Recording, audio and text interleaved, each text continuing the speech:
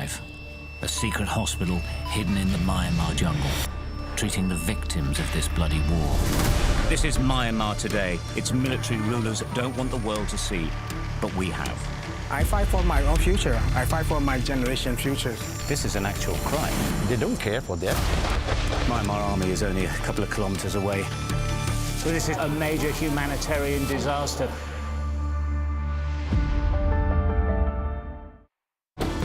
Jubilation in the streets, while some emotional.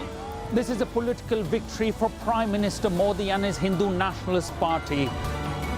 I'm Neville Lazarus, and I'm Sky's reporter based in Delhi. Companies like these are helping India in its trajectory to be a serious player in space exploration. Sky News, get the full story first.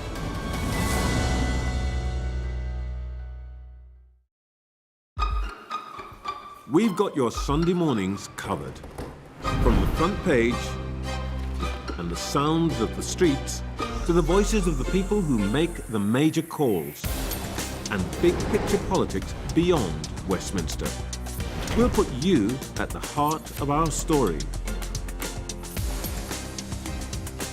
I'm ready. Are you? Join me, Trevor Phillips, Sunday mornings on Sky News.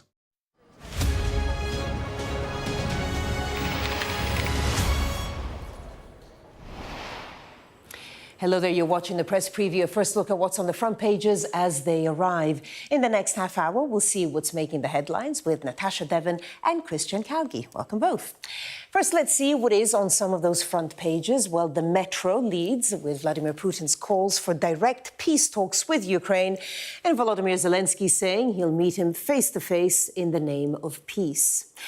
The FT leads on President Trump's trade tariffs, focusing on the line that Chinese companies are removing foreign components from their products in a bid to avoid global supply chain disruption.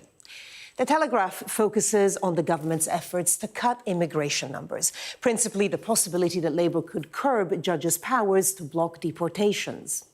While The Guardian focuses on plans to tighten the immigration system with English tests for adults accompanying foreign workers and a ban on care homes recruiting staff from abroad. New measures due to be announced tomorrow include plans to make migrants wait up to 10 years before becoming British. That's on the front of the Express. The Times leads on plans by the government to priority residency rights to migrants who pay their taxes on time, volunteer in the community and work in public sector or high-skilled jobs. On the front of The Sun claims that a friend of rapper 50 Cent is living at a migrant hotel while claiming asylum. We are joined tonight by broadcaster and author Natasha Devon and senior political correspondent at the Daily Express, Christian Calgi. Welcome both so much. Quite a lot of both sort of international and domestic news as well. Let's start with the international line. If we look at the front page of the Metro, there is this meeting, which, you know, hopefully will happen later this week, although we'll believe it when we see it officially, between Putin and Volodymyr Zelensky. And here, I'll face Putin to get peace. Christian, do you want to start us off on that? Yeah, happy to. It's sort of, there's been a lot of flip-flopping and trying to work out what's actually going on here. Zelensky is willing to meet Putin face-to-face in Istanbul on Thursday, and this will really be one of the most remarkable spectacle press conferences I'll have ever seen. It almost didn't happen because President Zelensky wanted a ceasefire as a precondition, but it appears that Donald Trump intervened and forced Zelensky's hand, and he will now go to talks, not just without a ceasefire, but while bombing remains ongoing. There were Russian attacks and drone attacks in Kyiv and other cities today, so it really will be just unbelievably high tension, but it's been welcomed by the West, including Keir Starmer and Macron and the new president of Germany and Poland. So clearly movement, but from the outside, it may just be another stalling tactic by Putin. Yeah, and I mean, we did see, I mean, you mentioned the UK and other countries. We saw that so-called coalition of the willing in Kyiv yesterday. Natasha, what do you make of it and the fact that basically Volodymyr Zelensky kind of moved back from his prerequisite of there having to be a ceasefire? Well, I mean, the optimistic view is that the coalition of the willing, Keir Starmer, leaders of Poland, France, Germany and others, saying we are prepared to impose even harsher sanctions on Russia. We're going to arm Ukraine even more unless you agree to a ceasefire, has actually forced Putin's hand a little bit in this, even though his close advisor told the coalition of the willing to shove it, and that's not me paraphrasing. No, that's an exact those were the words that were from there. actually It's in the used. Metro. But at 1 p.m. the next day, we saw this announcement coming from the Kremlin. So it remains to be seen whether on Thursday both parties will actually show up. OK. I mean, we see that the role of Donald Trump, I mean, the coalition of the willing may have gone, but it's obviously, you know, being pushed together and not often still on Volodymyr Zelensky's side. No, and Trump himself has been a bit over the place over the past week. Obviously, you know, the worst moment was the Zelensky White House moment. But then he has been criticising Vladimir Putin increasingly over the last couple of days for dragging his feet.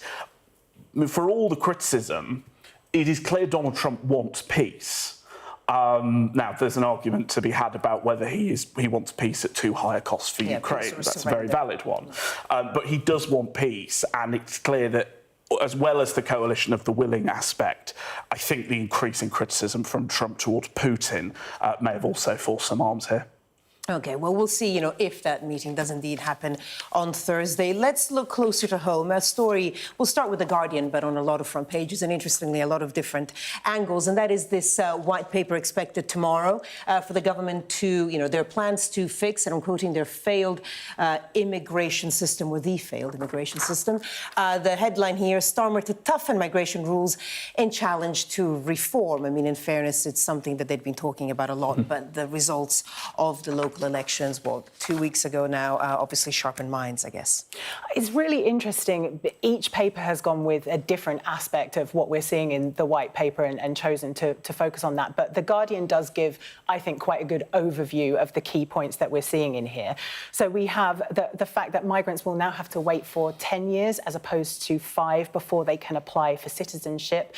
There is this really strange aspect about care homes, which is the part that I think concerns me on first reading most, because we have significant shortages in the care sector and an ageing population, and it's going to force care homes not to recruit from abroad and to prioritise people who are already here in the UK. Or to train more people. And to train more people.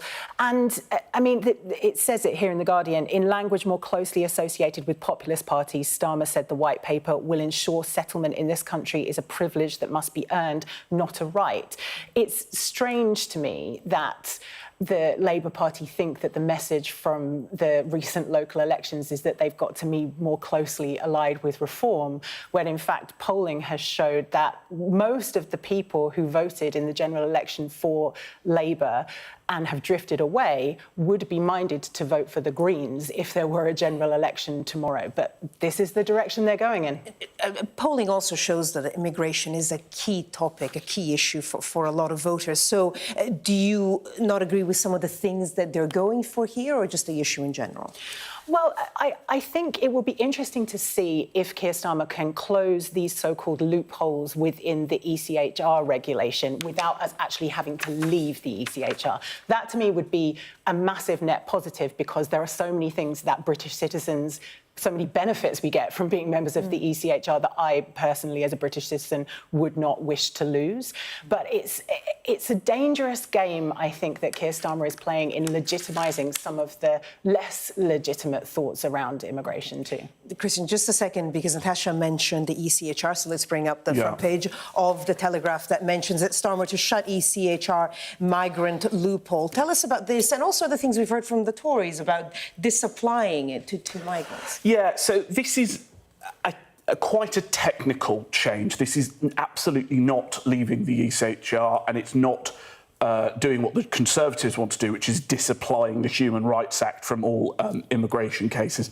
What this is curbing judges' powers to block deportations by referring to the ECHR. At the moment, judges are able to block deportations by using the ECHR for exceptional reasons. But as one, I presume, a Home Office or a government source has pithily put it, increasingly exceptional reasons don't seem to be exceptional anymore. It cites, for example, a recent case that got a lot of prominence where a Palestinian family applied to gain a refugee status in Britain through a Ukrainian refugee scheme, and the judge took it upon himself to widen that scheme to allow the Palestinian family in under it. And so Yvette Cooper, the Home Secretary, is basically saying that judges will have far, far more limitations on when they can apply to use the ECHR to let in migrants and asylum seekers. OK, let's just pull up another front page from the Daily Express this time. Again, an angle that we've spoken about. Migrants must wait 10 years to become British. I mean, I guess another disincentive. Christian, let me start with you, and then Natasha, back to you. What have you made of the, the plans that we're seeing from the government? How effective do you think they'll be? I think that the positive spin is that there are an awful lot of very sensible reforms. And indeed, I think the fact that some of these reforms, really are sort of jaw-dropping that they're not already in place. So I think it reflects incredibly poorly on the failures of the Conservative previous government.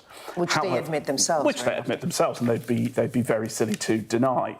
The problem is that I don't think they are anywhere near enough, especially to refer to the Guardian front page, if this is to deal with reform. This might help with some waverers that are looking between the Labour Party and not voting. But to quote a very specific figure from The Telegraph, some of these changes, specifically around the care home stuff and the new requirements, I don't think we've mentioned this, that foreign skilled workers will have to have a degree. This is going to reduce the number of visas by 50,000. Visas at the current rate, 728,000. And already this week we saw a story that Home Office officials think that net migration will be about 200,000 higher than they wanted it to be, at over 500,000. This is nowhere near. Reform voters want it, frankly, at zero. Yeah. I think the average Brit probably would be content around 100,000. And if this isn't bringing it down to that level, then it's going to be too late later on in the Parliament. It's interesting that the government says they're not going to put a number to this, because whoever has put a number to it, it's failed. And Yvette Cooper, the Home Secretary, said it's about restoring control, Natasha. Well, it will be interesting to see how Reform and Nigel Farage move the goalposts after this, because that's something they're expert in doing. For years, we were told that leaving the European Union would be the thing that allowed us to control our borders, and it's had the opposite effect. Then we've been told for the past couple of years that leaving the ECHR is going to be the thing that's going to deliver us all our unicorns. And that, hopefully, has been stopped in its tracks by these proposals by Keir Starmer. The problem with trying to appease Reform voters is that there'll be something else. There'll be a new campaign coming down the line.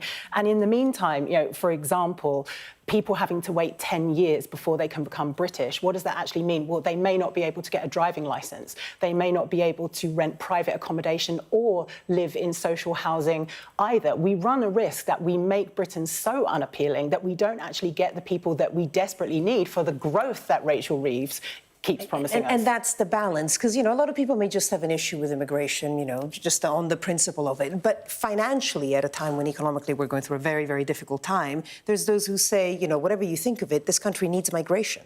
Well, I do actually. I think those arguments increasingly sound very outdated. I think, looking at the front page of the Express, for example, the other side, the flip side to migration, of course, if you've got one person coming in who's maybe going to work, we've had all sorts of absurdities around the number of dependents they bring in. This is a ticking time bomb financially, because the Tories let in millions of people. Now, if they're going to start being entitled to certain benefits and welfare measures in just 5 years, that is going to blow up the country's finances. So this is not just an immigration point.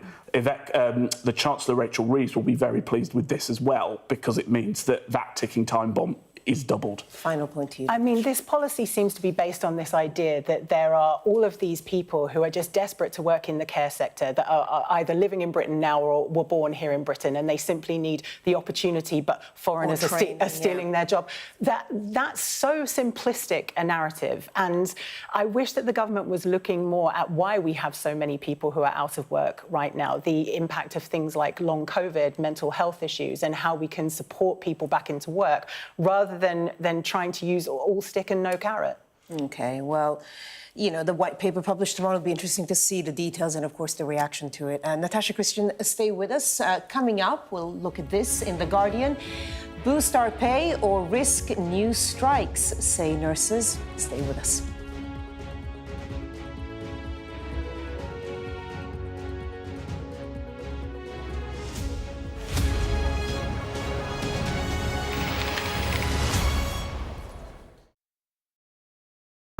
The only way to Gaza for us right now is with the Israeli military. The IDF had brought us in to show us a tunnel network under a residential neighbourhood. The length of time it must have to have created these tunnels must have taken years. At the end of the day, it's war at the top. It's war down here.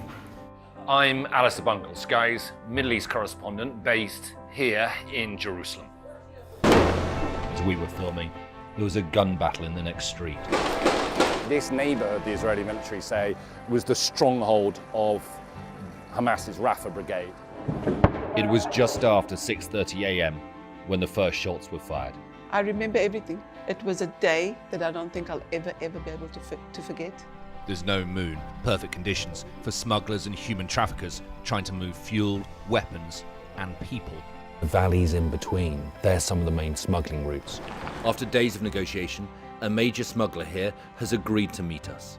The families that we've spoken to are people who have died trying to cross into Europe. They say you're a murderer. Are you a murderer? No. Sky News, get the full story first. Begum was 15 when she left East London with 2 school friends to join Islamic State in Syria. Do you feel that you have committed a crime to the extent that you should serve time in a British prison? I mean, I feel like the only crime I committed was coming here. If you can't take the heat, get out of the kitchen. I can take the heat. The second thing that Harry Truman said, was in politics, if you want a friend, get a dog. My children will love a dog. In Tel Aviv, a constant streak of interceptions filled the night sky as waves of missiles came in.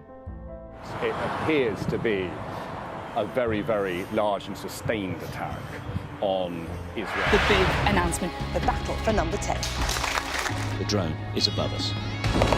It is a chaotic scene. They've asked us to leave. There is a clear Labour landslide. The car is covered in. Liberated but left in ruins. A major incident has been declared. That's when misinformation floods the zone. It became clear the media weren't welcome. These extraordinary images. Must have taken years. Who wants to talk about politics? OK, stand by. I wouldn't be asking it if I didn't think it was a relevant question. The winner of the 2024 presidential election. Quite extraordinary events. A show of military might and menace. Why should the West trust you? Frankly, I don't care whether the West trusts us or not. Sky News. Get the full story first. Have a quick word for Sky News. Is the West right? Are you fueling Russia's war machine? American journalist Evan Gershkovich is on trial here, but was first on display. I'm Ivor Bennett, Sky's Moscow correspondent.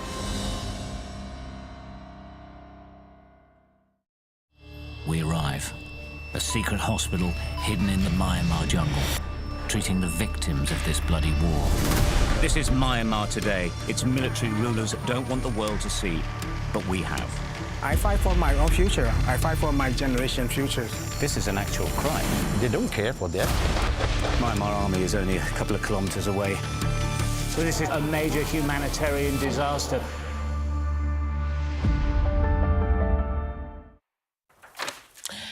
Welcome back. You're watching the press preview. I'm joined by Natasha and Christian. Christian, let's start with you. Story in The Guardian, front page about nurses' pay. Boost our pay or risk new strikes, say nurses. Yeah, they are back asking for more. The Nurses' Union, the Royal College of Nursing, the General Secretary has demanded full restoration of lost earnings. And what that amounts to is they say they've had a 25% real terms erosion over the past 15 years and may go on strike. The specific phrase that she uses is bare our teeth in pursuit of that pay restoration. Currently 2.8% on offer. And I'm afraid that I think Labour very likely brought this upon themselves, as were warned. They, of course, handed out a lot of pay rises after the election, almost none of them with strings attached. And I think, whilst the Tories were dreadful at dealing with the unions, although I think the unions did largely strike to damage them politically, they just sort of, it's a bit like blood in the water. And I think they've now smelt blood and will continue. The last time they settled with their doctors, they began threatening strikes almost immediately soon afterwards. So again, I don't think Wes Streeting boasting about patients and appointments. The disruption of the NHS is far from over. Natasha? I mean, the question becomes, what is the correct way to deal with this then? Because the Conservatives refusing to sit down with the unions didn't work. The strikes continued, and how quickly we forget the desperate situation that we had before Labour came in and gave a pay rise, which led to a temporary cessation of strikes. But it seems, like Christian said, that giving the pay rise doesn't stop the strikes either. So what should the government do? Yeah, well, I guess we'll find out when and how they will handle that. Now, final story, Daily Telegraph, front page again. It's about weight loss drugs, Ozempic, Mounjaro, Wegovy. Now, we hear all sorts of things. Not only do they make you lose weight, but they have a lot of other beneficial effects. Here we're hearing, Natasha, that they can halve the risk of cancer even. So I have a good friend, David Robert Grimes. He's a cancer scientist, and he said the most important rule when you read a headline like this is to find out what your baseline is. What does a halving of the risk really mean? So we know that there's about a 10% risk of cancer associated with obesity. So we're talking about a halving to a 5% risk, which is statistically very significant. And I think that this is tentatively good news. I am, however, a bit fed up with seeing all of these news articles which present weight loss jabs as though they are a panacea which is going to magically fix all of our health and social problems, particularly as, obesity, there are lots of different reasons why people are obese, but where the issue is food addiction and compulsive eating, it doesn't solve it. It doesn't solve it. Give me 10 seconds, Christian. Well, does anything solve food addiction? It's fantastic. I think it is slightly miraculous, and we have a lot of scare stories about this. So I think it's really important that people actually, who are considering it, know that it also has many other benefits as well as food. We're going to have to leave it there. Christian Calgi, Natasha Devon, thank you both. Now let's take a quick look at the weather. Breathtaking views with clear skies ahead. The weather, sponsored by Qatar Airways. Well, there's a very different look to the day's weather as low pressure in the Bay of Biscay pushes heavy thundery showers north across the country. High pressure returning from the north midweek will push the unsettled conditions away to the west. This morning, heavy persistent rain over western Scotland will become lighter and more patchy, and it will be a largely dry start elsewhere. Breathtaking views with clear skies ahead. Qatar Airways sponsors the weather.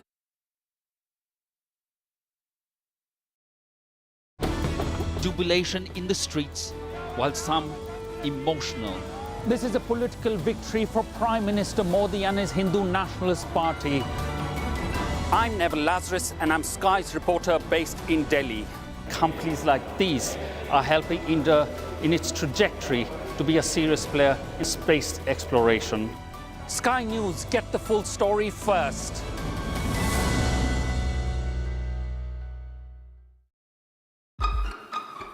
We've got your Sunday mornings covered. From the front page and the sounds of the streets to the voices of the people who make the major calls and big picture politics beyond Westminster. We'll put you at the heart of our story.